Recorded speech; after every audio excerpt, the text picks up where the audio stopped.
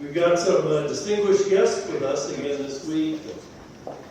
Really want to thank all the candidates for sharing their time with us. This ought to be really, really cool.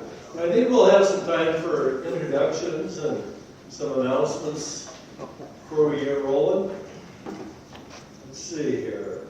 Craig Aspett from Chaudere. I think we got something going on there tonight, right, Craig? Yeah, do you want me to come up? Annie, can you tell us about it a little bit, Craig?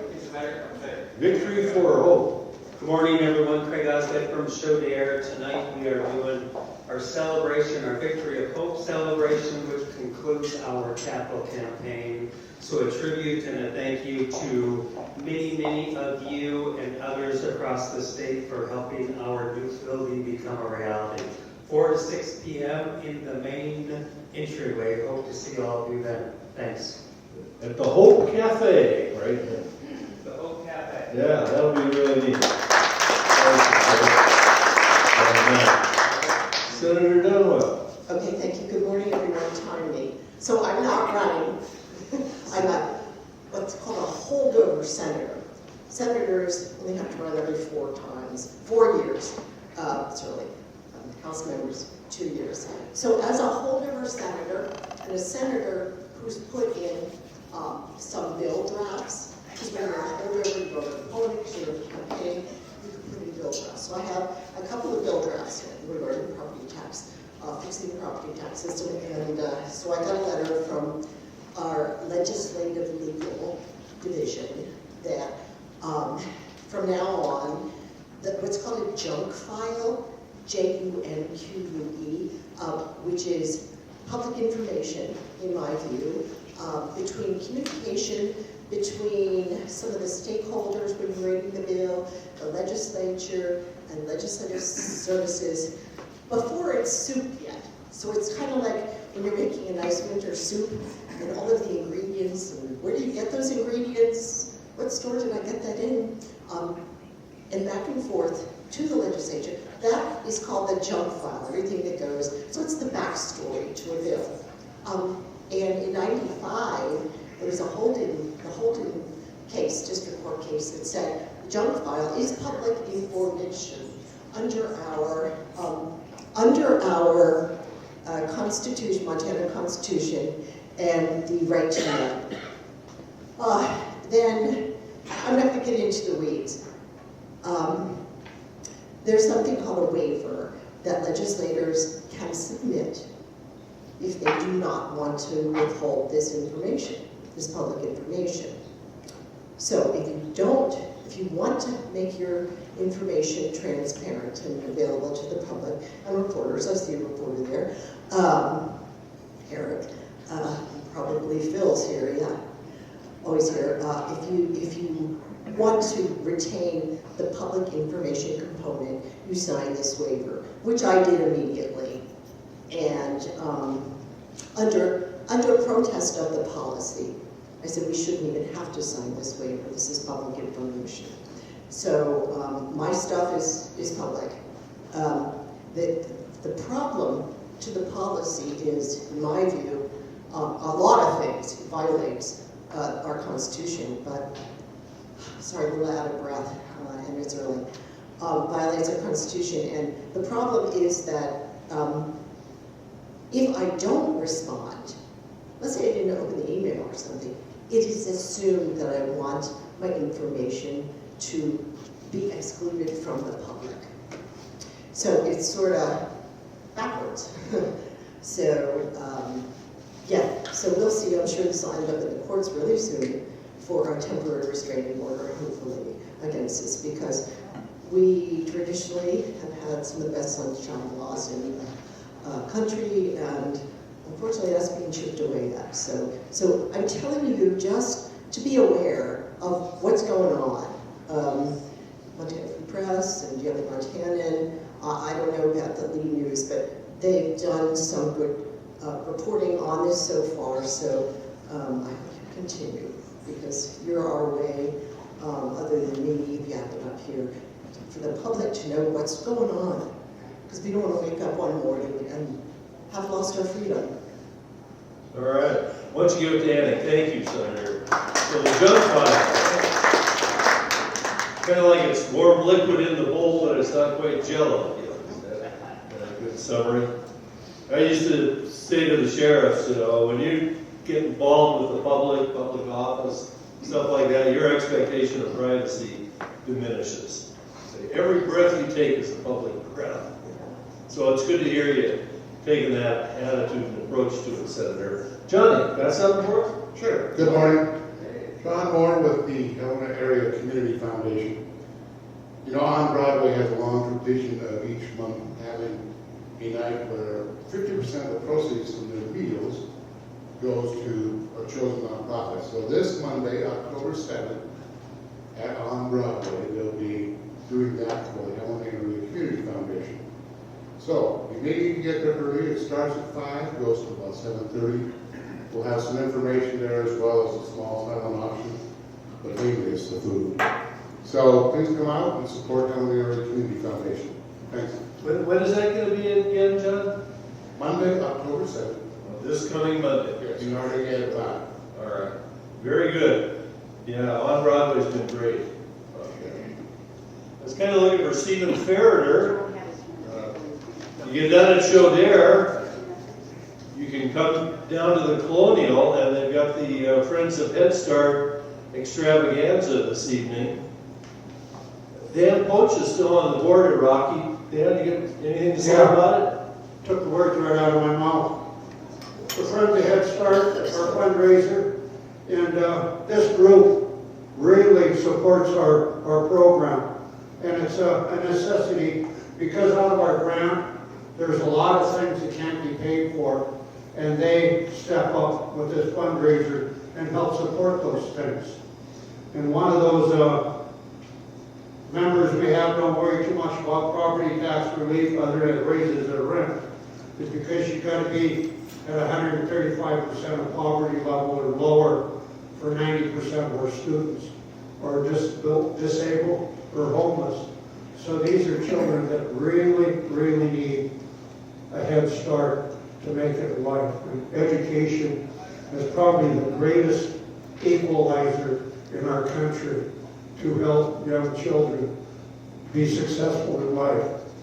And if you can't make it, you can donate. It's even more money for us if you just donate. Well, one of the projects that they do fund that I really like is a book bill, where we try to get the fathers and children together to build a bookshelf so they have a place to get the books we give them later, because those books are much more cherishable when they can get them out of that bookshelf that they built. And this is a real need for our children, is to have that positive male influence in their life, because it's heartbreaking to realize how many broken homes these children come from, and they need all the help they can get. So get out your checkbooks or your PayPal or whatever that stuff is, and send them some money, because you know you're talking to a guy that uses a rotary telephone. Okay. And we had a great powwow too, if you're interested. Yeah, how'd it go? Yeah. It was great. Yeah. You know, they were bragging Friday night that we had over 100 dancers, and I had to do a tally as we were lining up Saturday for our first round entry, and we had 158 dancers ready to go.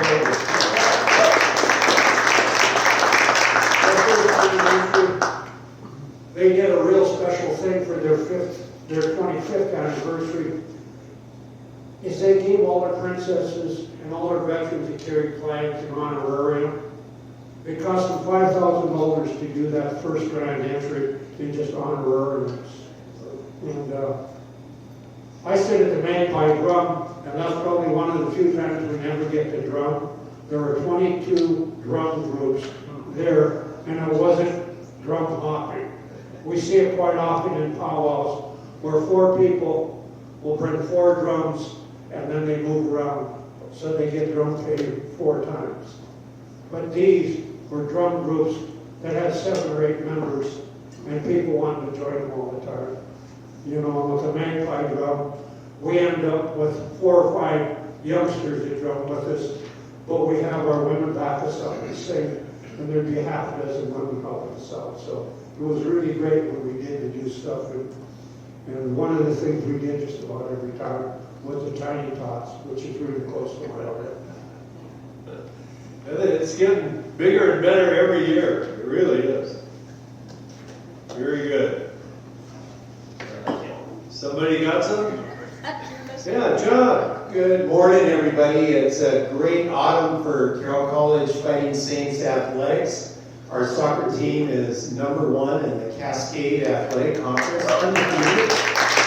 And the Fighting Saints football team is #2 out of 9 in the football conference.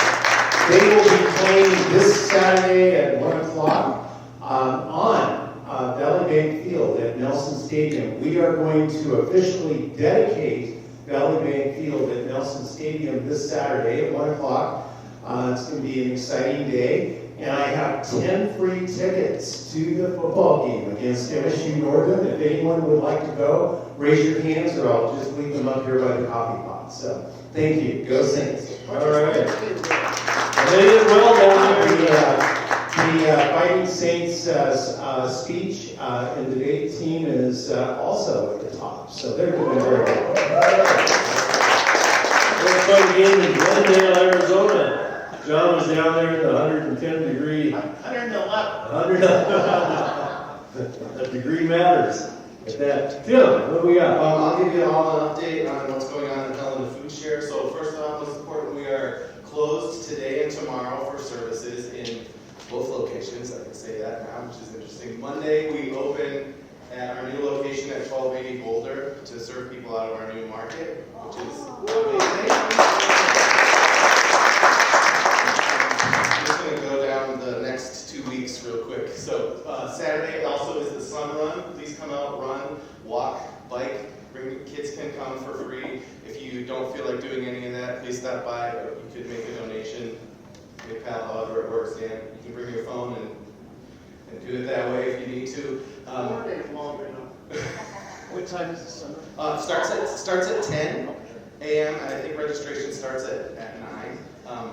And that's going to help us solar panels on the building, which is amazing. That's a little down the line. Probably won't get installed until the spring, but that's going to happen. Then Monday, again, we're open for service. Next Thursday, Bruce will be here to give you an overview of everything, and then we'll take you over to the building for a tour right after this meeting. And then the 15th of October at 4:30, we're going to have an open house where the whole community is welcome to come see the building, and it's phenomenal. It's going to be able to do so much. It's going to be able to do so much good in the community.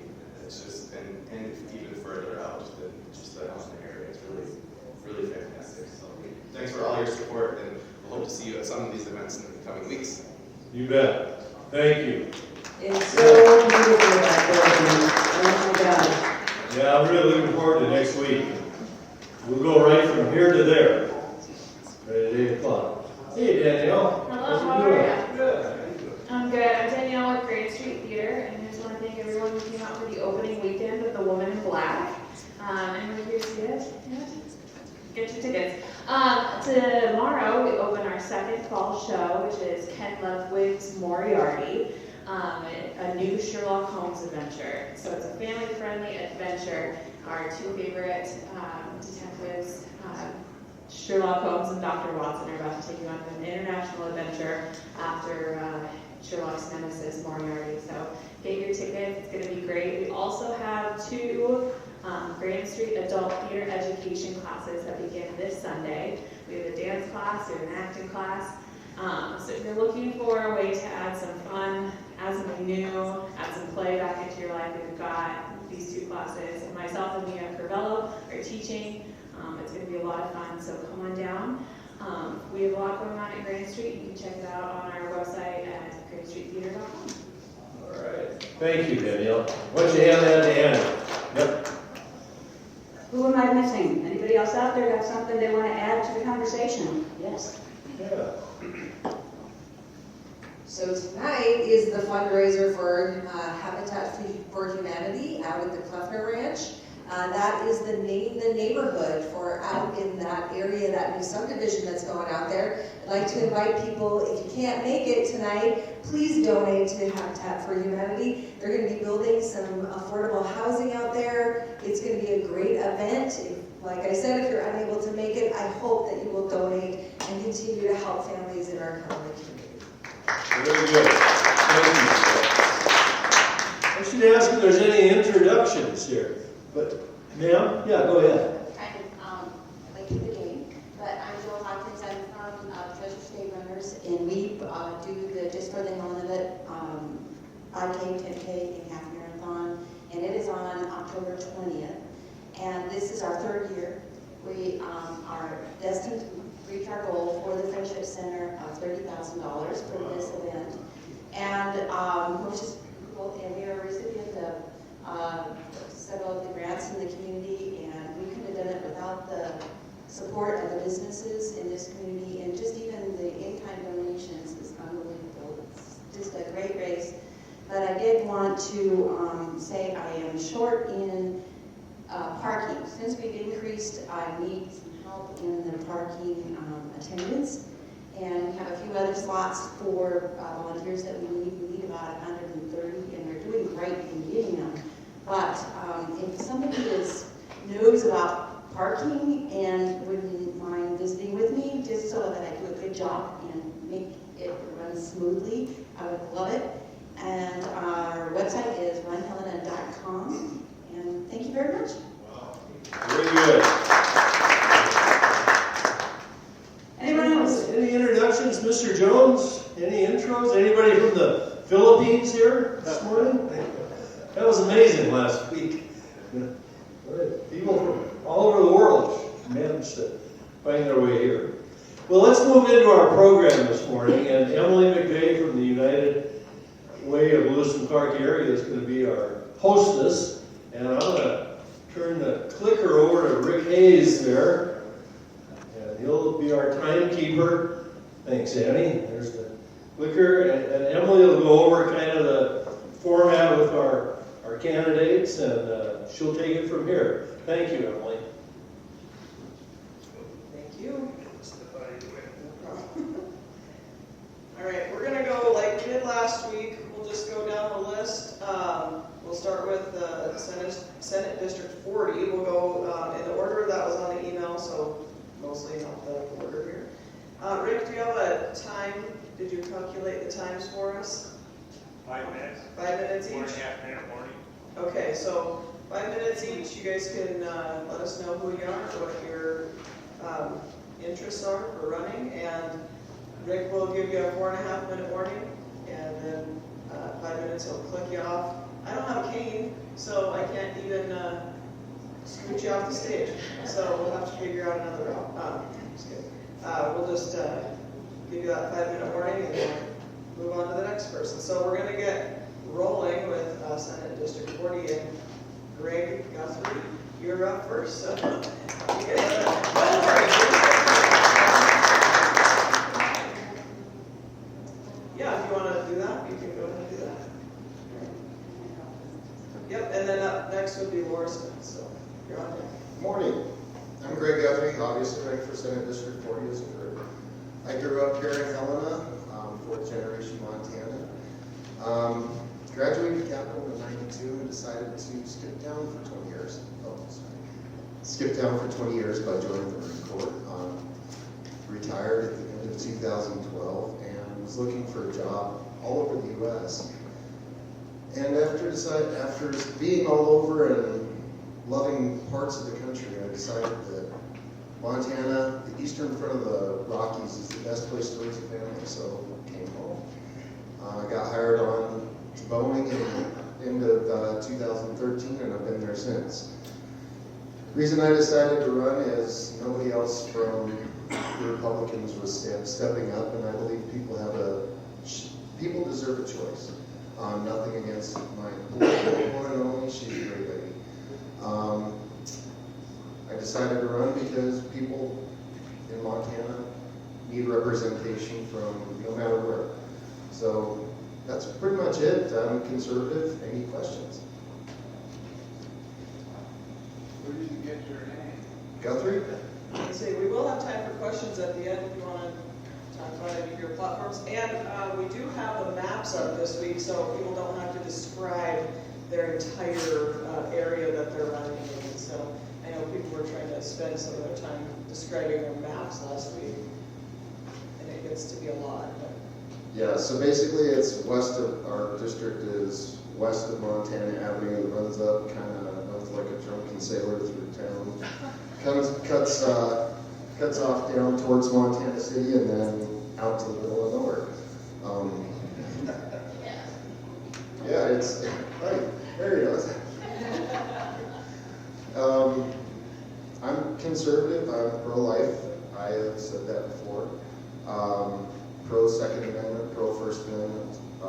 Definitely a staunch First Amendment advocate because I had to give it up for 20 years. For some reason, they don't like their people in the military complaining or saying things to higher. It just doesn't work well for some reason. So, yeah, that's pretty much it. I like keeping things short and sweet. Gordon? We can pass it on.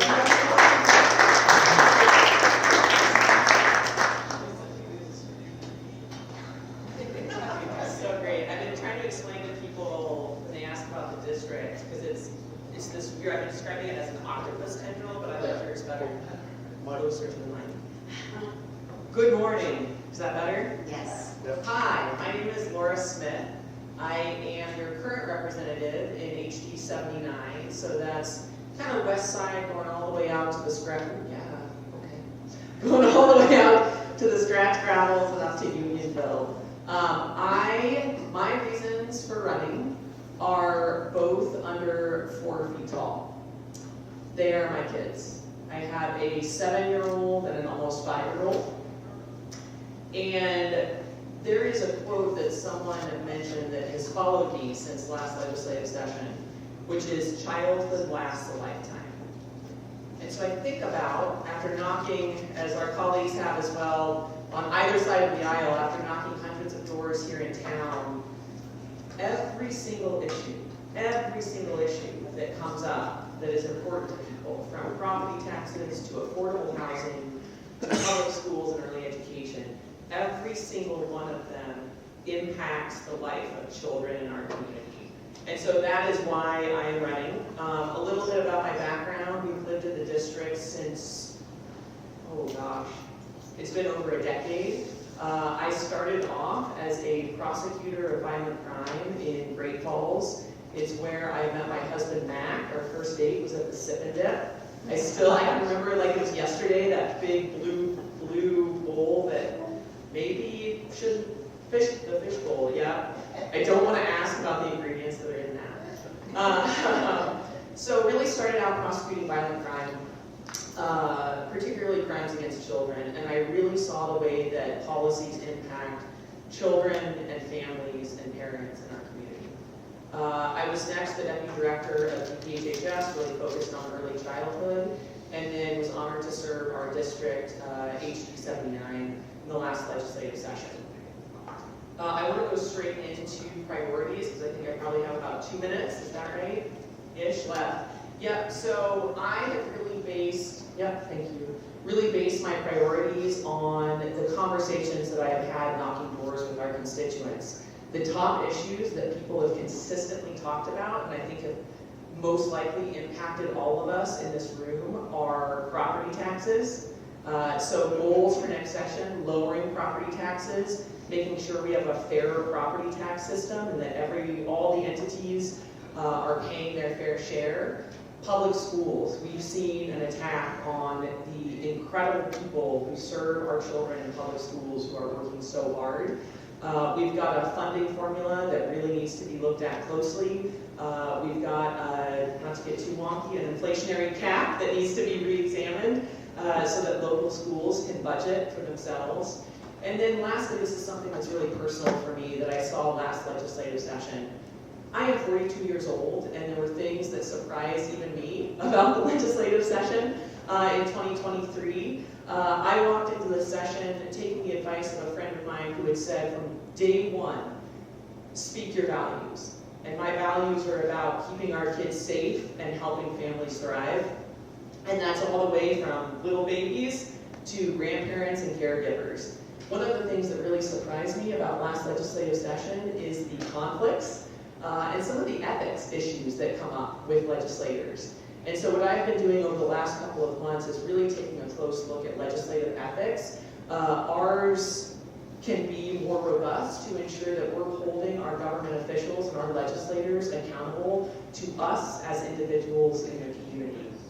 And so, yeah, I think I made the 5-minute mark.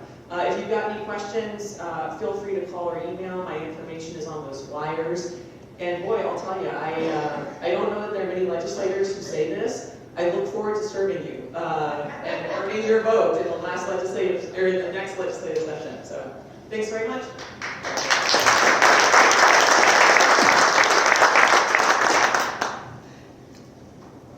Thank you. All right, we're going to move down the line to House District 81. And I believe I saw Mary Farrell out there in the crowd. Welcome, Mary. Thanks. You can pick a mic. Good to see you. Is this on? Yeah, it just does take a lot of this to make people hear you. First off, I want to thank you for inviting me and taking the time to organize this and to organize all of these meetings every Thursday. I don't know how to do it, my gosh. Getting up and being here at 7 in the morning. And then I want to thank all of the people in the room who are doing amazing work for our community. I just really am grateful. I'm grateful to be here, and thank you. Thanks for the time that you're giving us. I'm grateful to have been a legislator for the past 19 years. I'm grateful to the people in my district who have trusted me and continue to send me back. My goals for the session are civility. We need to get back to decorum and treating each other with respect. And then 3 policy goals: less taxes, more jobs, and access to health care. Property taxes were already brought up. I agree with that 100%. It will be a priority to reduce property taxes on homeowners and small businesses. When I was on the doors, I had 2 stories in one day, and I tell you, behind every door there's a story. One story was a retired nurse, and her rent was going up 30%. She had no idea where she was going to go. She just knew she had to leave. Another one was a homeowner of a woman who was in her 80s, a widow, and she did not know where she was going to go either. She did not have the capacity to go back to work and increase her earnings to pay for those extra taxes. So she knew she had to make a tough choice. But what are the choices? High taxes are everywhere. So what one of my priorities will be is to reduce taxes on homeowners and small businesses. Second is we need more jobs. I've spent my lifetime trying to implement job training and access to job training and to education so that people can create upward mobility for their families. What has happened in our state recently is that many of the services that provide that job training have been sent out of state to New York City. And you all are familiar with Career Training Institute. I believe they came and gave you a presentation. Career Training Institute was particularly important in my life. I was married for 10 years with 4 children, and in 1996 I found myself a single mother, and I needed a hand up, and so did my children. And Career Training Institute was there for me. Good case management, working shoulder to shoulder, and helping people in need to move up the ladder and again create upward mobility for their children and generational change. The other day, because I had the phone number memorized, the other day I called CTI and I was heartbroken. I was absolutely heartbroken when the number said disconnected. And you all know Career Training Institute was a fabric of our community down there on Last Chance Gulch. So one of my goals is to increase access to training and education and bring those jobs back to Montanans where they belong.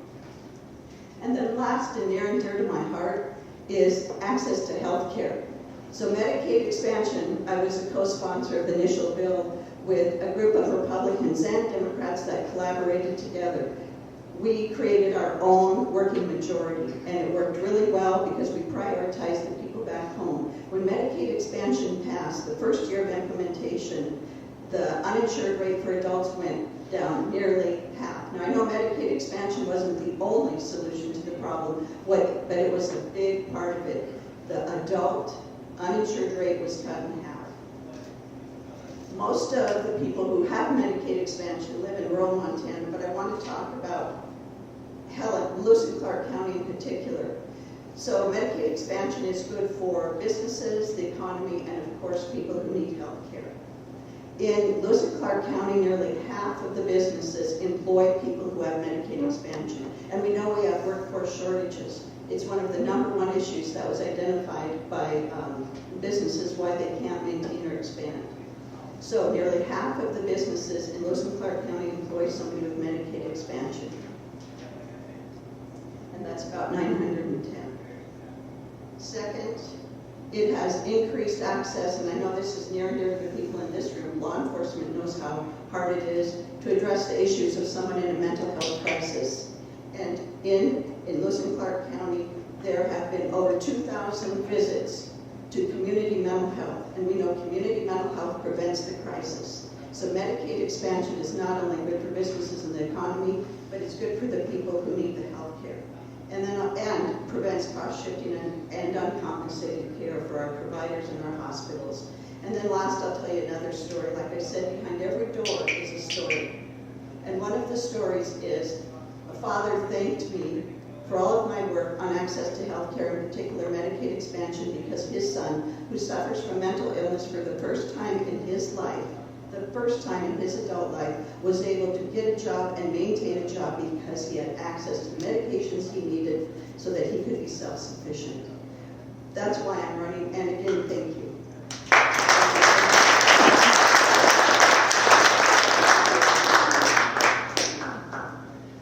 We have Dustin Scott. All right, we will move on then to House District 83. Jill Cornell.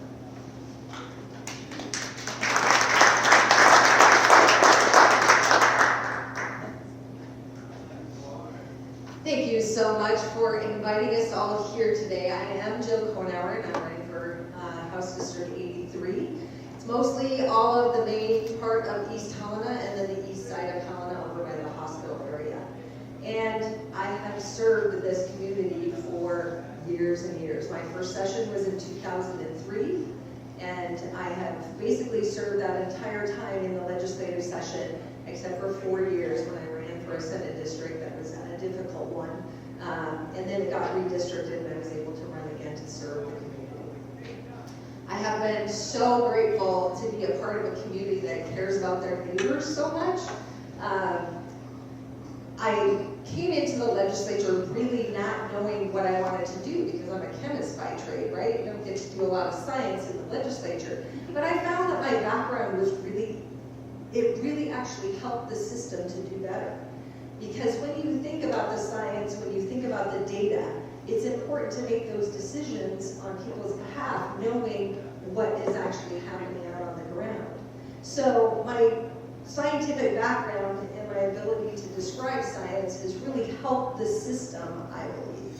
And that's one of the reasons I'm running for the legislature, is really, our system is hurting. There are people in the legislature that come in there with a chip on their shoulder and they want to swing a big bat instead of coming to the legislature to solve problems. That's what we're elected to do, is to walk in the door and solve problems for people. So I want to take my time in the legislature, from being there a long time, developing a lot of relationships, and to help those that are coming into the system to understand our role in the state. It really is a citizen legislature because we want to be up there serving our friends and our neighbors and making sure that their voice is heard in the executive branch of the legislature. So mentoring the legislative system is really what I want to do, and to make sure that we continue to have good relationships that can actually solve those problems for people. When I came in the legislature, I didn't know anything, and I thought, well, maybe I should learn about taxes. How silly I am. It has been a learning experience, but what I did learn is, we don't always think about the people at home and those folks that are on fixed incomes. So it's important that we solve that problem during this next session. We are being asked as state employees to cut our budgets. So I know what's going to happen when we come in. They're going to say there's not enough money. But we did nothing to help individual property taxes in the state of Montana this last session. It's important that we solve that problem and give the relief to the folks on the ground. We're all hearing the same stories. Mary, we're hearing the same stories of people that are concerned that their property taxes are going to actually price them out of their homes or in their rental units. We also did not solve the problem of access to affordable housing. That comes down to not having enough actual units. Because if you have additional units, that brings the cost down for everyone. So I'm so excited about the subdivision that's going out on our end of town. It's going to add a lot of new units to the Helena area. We're going to have some lower economic status folks are going to have access to that housing.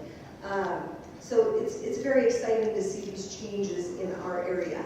And the county has put a lot of money into making those kinds of things happen. So I applaud Andy as well for the work that the county has done to make that a reality. But these are the things that we want to be able to do in the next session because it's necessary for our common good. We want the folks that live in our community to be able to work, to live, and to raise their families. And our education system is the other program. Laura mentioned that as well. We have the 10-year decennial study on our education formulas for funding school across the state of Montana. Super important for all of you to get involved in that, to make sure that the schools in our area are funded at a level that actually will educate our kids and make them successful. So your involvement in the legislative process and paying attention to the bill drafts that are coming through, I hope you'll continue to make your voice heard as well, because when we're in the session, we get to point to you and say, this is the reason we're doing it. Your voice needs to be heard loud and clear. And I'm going to continue to bring that voice forward in the legislature. And I hope that I can get your vote and your support in the coming election. Thank you.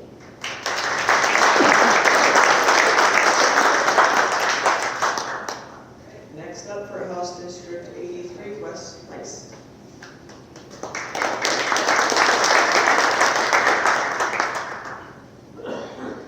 Thanks, Emily. One thing I wanted to mention ahead of time too is, and Sandy in the room, my condolences to your recent loss of Melanie here at Helena College. She was an incredible woman and an incredible advocate for our communities. I grew up with her in East Helena and absolutely adored her. So my condolences to you and the Helena College family as well as to the Hines family. Otherwise, good morning, folks. My name is Wes Feist, and I'm running for House District 83. It's, as Representative Konauer described, East Helena and South Helena, south of Highway 12, wraps around the hospital. But running to represent the district where I was born and raised. I am so proud to be from East Helena, but also did grow up in Helena and attended public school in both. I'm a 6th generation Montanan. My family's been in the Helena area and the Helena Valleys for 150 years, and I'm very, very proud of that as well. I also feel it's important to be served by someone who lives in the district. Throughout this race, I am and have been the only person that lives in the district that is running, and to me that's important. The needs of housing, responsible water resource stewardship, economic development are also critical to the district. I've been at the forefront of these challenges as well as these opportunities, and can serve the area well with all of the knowledge and experience that I've gained through that. For the past 4 years, I've proudly served on the East Helena City Council, and continue to stay actively engaged in the community through public school initiatives and programs, civic organizations, and a number of boards and committees throughout the district and throughout the area. In the city of East Helena, I've advocated and voted for consistent and responsible housing and economic development. We do have 2 new large subdivisions coming to the East Helena area, and we have dedicated resources from federal and state grant programs as well as others to ensure that our water resources, our sewer services are serving those that live in the area. We are also doing it as responsibly as possible and not putting the onus on the backs of the current residents that live there. I'm also focused on public safety. We've reinvigorated a strong police department, and I'm appreciative of the Lewis and Clark County Sheriff's Department with their help and assistance in doing so. but very proud of having a reinvigorated police department. We've also prioritized funding for clean water, dependable sewer, and open parks and lands for our residents. Some of my involvement includes board membership on the Local Economic Development Authority, MBAC, the Helena Area Chamber of Commerce, Montana Joining Community Forces supporting veterans and their families, as well as the Lewis and Clark County Metro Opioid Abatement Trust. We recently have recommended to the State Opioid Abatement Trust to award a grant to the Lewis and Clark County Detention Center to help with opioid use disorder and to bring more awareness as well as helping to solve that problem within our community. Otherwise, I also previously served on the State Rehabilitation Council and do advocate and support individuals with disabilities, especially finding employment for those individuals. I have 20 years work experience in workforce development and education, as well as state agency and nonprofit program efficiency. Running for office has brought a focus on some key areas to House District 83, including education, strengthening educational opportunities. We have the best school district in the state in East Helena, and I'm so proud of that. And I look forward to continuing to advocate for that. I have a 7-year-old and a 12-year-old who have been so well served by the East Helena Public Schools and the teachers in the district. I also want long-term property tax reform that's permanent, that we solve this issue and we do not keep putting this burden on those, especially those that can't afford it. Child care and early childhood support are important to me as well, making sure that we are, as Dan mentioned earlier, helping those at the youngest ages, finding educational opportunities so that they can thrive for the lifetime. Also, collaborative workforce development solutions. I was previously the director of the State Workforce Board, understand the intricacies, also understand some of the challenges, and the underutilized opportunities that exist within workforce development. So thankful to you all. I thank the community for all of the support, and looking forward to the election and your support.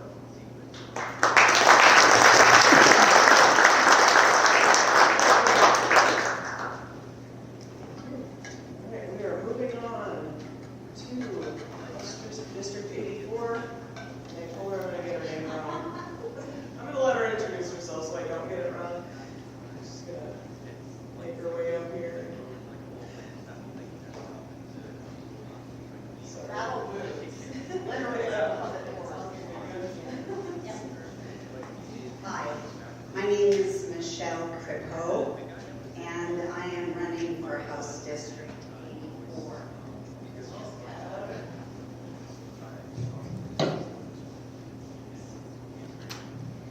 So, I've been out canvassing, and as you can tell, I've been busting my butt doing it. We were out on a dirt road in off a Canyon Ferry the other day, and I took a tumble on a long driveway. Certainly glad that the homeowner didn't have a ring doorbell, or it was amazing. So anyways, like I said, my name is Michelle Kripo. Thank you all for inviting us here today. I'm so happy to be able to share time with you. I am going to start by sharing some information about me, which led me to run for House District 84. I moved to Montana when I was 14. When I was 19, I found that I was going to be a single mother, and I spent a number of years raising my son on welfare and no education. Eventually, I had the opportunity to go to college when my son was 5. Again, I did that by obtaining public support on my welfare and women's, infants, and children, and lots of grants. Amazingly, as a single parent, I went on to study law and graduated from University of Montana School of Law, and I became a tax attorney. I worked for the Department of Revenue from 1999 until I turned 60. At the end of my tenure there, I have been the caregiver for my parents for over 7 years. I traveled back and forth to Missoula 2 or 3 times a week. Sometimes I was there for a week or 2 while they were in the hospital. So here's some things that I know. Right? I understand being a single parent and how hard it is and how hard each of us works to raise our children. And so I understand the need for access to health care and affordable housing. I understand taxes. I was a property tax attorney for 17 years, and I've watched how we've gotten to where we are now. And I'm looking forward to working with individuals on both sides of the aisle to find permanent solutions for our property tax issues. I understand senior needs. I understand that it's incredibly hard to find assisted living if you're on Medicare or Medicaid. In Missoula, we had assisted living places closing. My mother had dementia. My father was just old and very unhealthy. And to try to find a place where they could be together took everything we had. I hunt and fish, and I have done that for years and years. So I understand the needs to have access to our public lands and to maintain our public lands now and for future generations. I believe that I am uniquely qualified to work towards solutions for any number of issues that are incredibly important to all of Montana's residents. And so here I am. I'm knocking doors and I'm reaching out for support, and I hope to put all of the information and experience that I have to work for not only the people that live in House District 84, but for all Montanans. We can't find solutions if we're not willing to work together. Thank you all, and thanks for inviting us.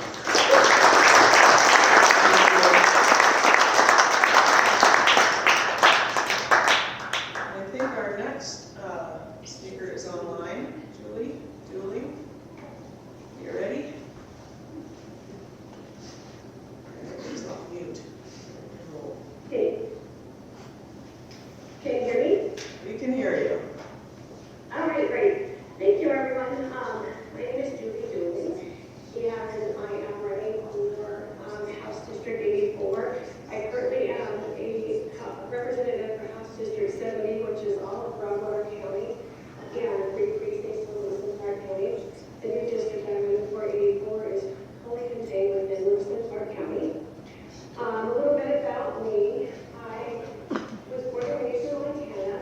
I'm actually up here in the Flathead Valley where I grew up at a conference at the Montana Equipment Dealers Association, learning about their concerns and what they have in their hopes for the kind of legislative session. I spent 3 terms in the House. I have all 3 terms. I have been on the State Administration Committee, Transportation Committee, and Agriculture. My second session, I was Vice Chair of Agriculture. The third session, I was Chair of the State Administration Committee and also currently Chair of the State Administration and Veterans Affairs Interim Committee, which is a combined committee of both the House and the Senate. During that time, this interim, we have dealt with a lot of things for the state, election laws, pension issues, Veterans Affairs issues. I was at Montana earlier this year talking about the decennial long-term care needs study that DPHHS and the Department of Veterans Affairs are doing. We got those results last committee meeting, and I will be bringing hard copies of those so people can see that if they'd like to see what the results from that study was. We've also been working on pension issues. The pension liability is one of Montana's largest liabilities for our state government, and it's imperative that we make sure that our state employees who are covered by this defined pension plan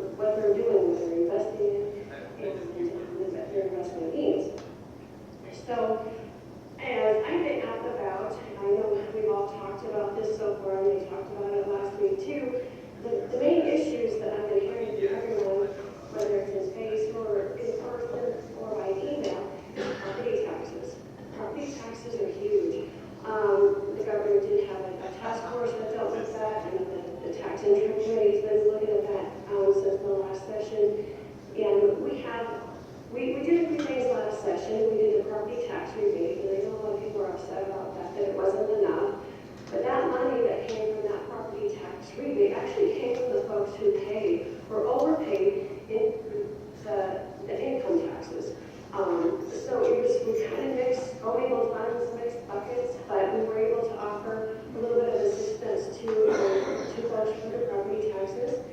And also increased the eligibility and funding for other assistance programs for property taxes, such as the assistance to seniors and veterans.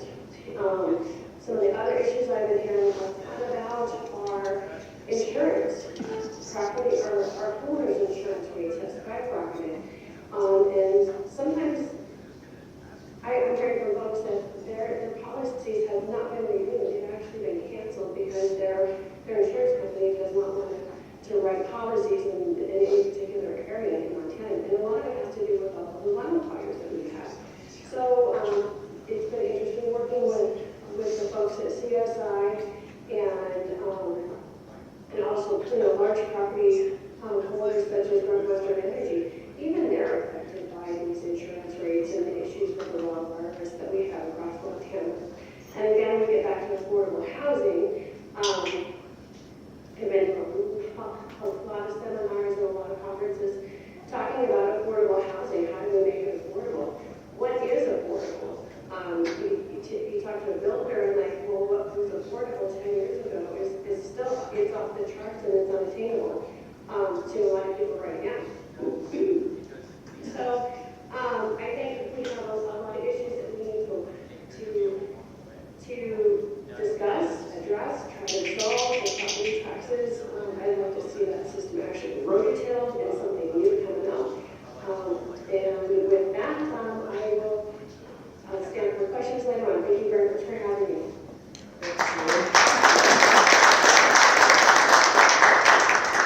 Yeah, we are a little short on time, so we probably have time for one really brief question, and we can give everybody 1 minute to answer. So we're Actually, we're online. Ross wants to know, everyone talks about reducing property taxes, but no one talks about making up the loss of income.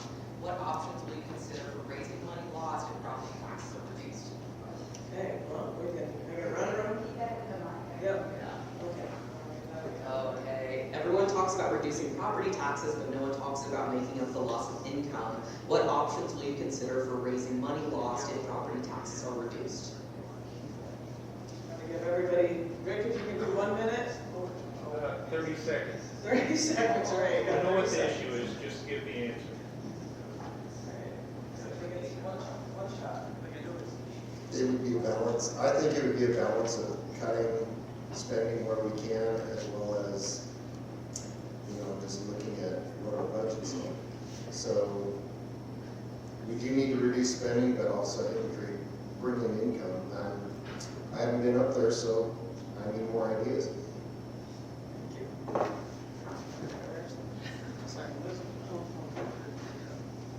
Great question. 28 seconds left. I think one of the things I didn't say in my remarks that is just true is that the weight of property taxes has been on the backs of regular Montanans.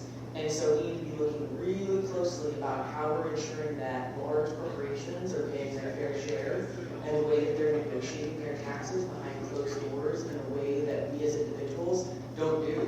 We do it through a regular process. So I think we have mindful spending, making sure that we're spending enough in the right places, and then really ensuring that all taxpaying types are paying a reasonable, fair share in proportion to their personal income and contributions in our community. So it's a real balancing act.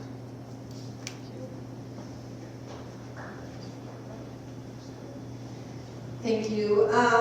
Joe Zornell, for those that are online. Laura kind of knocked it out of the park. That is something that folks have been trying to bring a lot of bills to the legislature to be able to offset any property tax relief that is put forward, because we want it to be permanent. We don't want it to be the one shot that we did this last time and giving somebody just a check in the mail, and then it doesn't continue and you still have to look at that property tax bill coming the next time out. So we really do need to work on making sure that the tax types do pay their fair share, that we're assisting the folks that need it the most. And we should be including renters in our relief system because we know that renters are paying that property tax. It gets passed on to them. So if you base that on people's income tax, we'll have a better way of doing that in a very fair way. Thank you. Yeah, the question was how do we make up the revenue? Well, property taxes is a big pie. Property taxes are a big pie. And when homeowners and small businesses saw an increase in their property taxes, corporations saw a decrease. So we need to shift that back around and provide property tax relief for small businesses and property owners, and the corporations can pay their fair share. It's been done a number of times under Republican and Democrat governors, and I was one who voted on that bill. 2009, I think, and it was a bipartisan vote. The other thing is the income tax break that was passed last session, I believe, was a loss of $100 million in revenue, and the majority of that goes to the very top. The middle income folks will saw an income tax break about enough money to fill their tank with gas, top around $7,500. So when you look at the whole tax system, there's places to make up that lost revenue, but most important, we need to look at just property taxes, shift back to where it was originally, and take homeowners and small businesses' property taxes back to where they were pre-inflationary. Thank you. Thank you. Two possible methods. One is an increased housing stock that we in the city of East Helena are working hard to do responsibly. With an increased stock, you're going to be able to have lower taxes and more stabilized housing prices all around. Another item is ensuring that we are taxing at a higher rate those that have a second home in Montana that currently we're not. If you own a second home and it's in Montana, and most of those homes are very expensive, they need to be taxed at a much higher rate than Montanans are taxed now.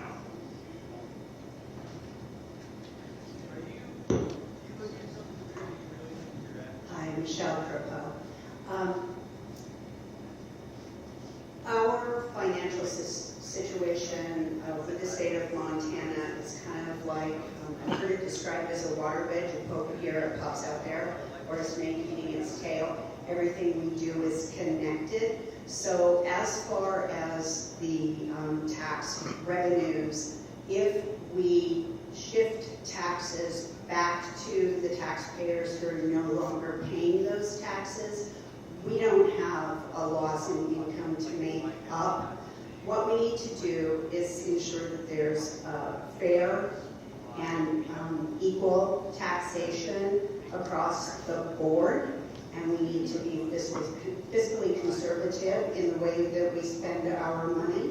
And our legislature and administration needs to be very transparent about where the money is going and why it's being spent that way.